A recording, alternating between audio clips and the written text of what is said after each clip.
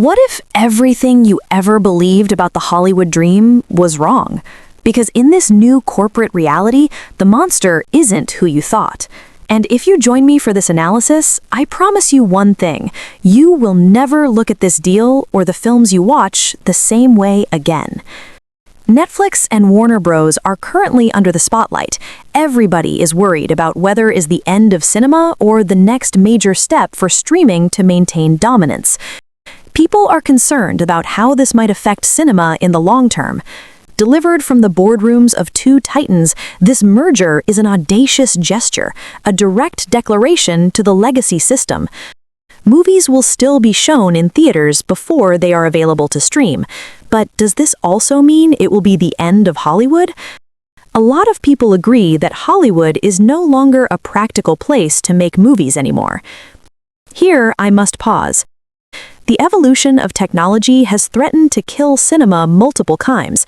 People have said for decades that television would kill it, then internet, then streaming platforms, and now artificial intelligence. But if Netflix acquires Warner Bros., perhaps the time has arrived. The predictions have always been clear, yet somehow they feel plain. Here, I stop to analyze something essential. This controversy, perhaps more than any other in the digital age, preserves the nuclear idea. The monster is not the platform, it is the economic reality that creates it. The worries are somewhat different depending on the perspective. Right-wing people reactions focus on the likelihood of Netflix choosing to produce left-leaning content and the impact on the diversity in the stories Americans get to hear following the deal.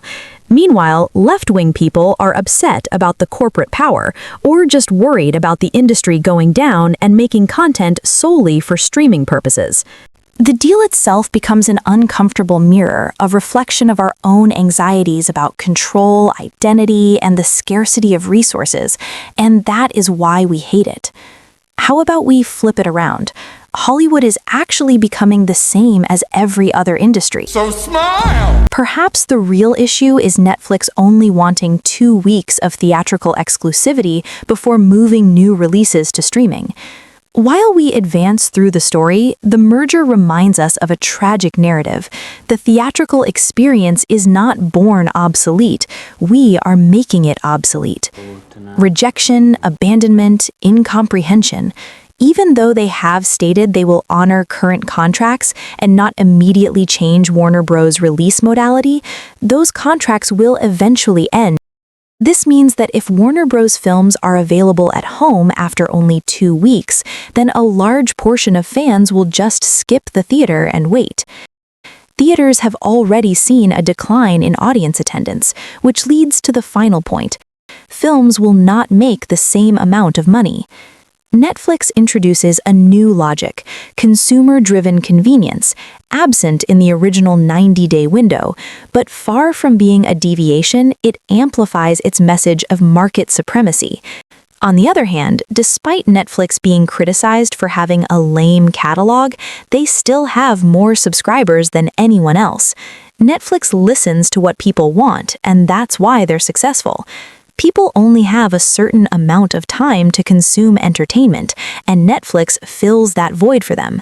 Maybe the time has already arrived and we haven't even realized it. If the choices offered are not appealing enough to consumers, are we supposed to go to theaters and spend money anyway? But fans are realizing something else.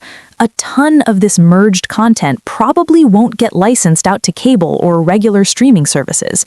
The reaction explodes in fear, yes, but not from spite, but from the pain of being archivally conscious.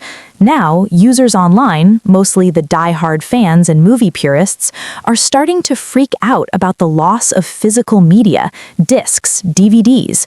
The big worry is that this deal turns everything into easy content, easy to binge, easy to forget.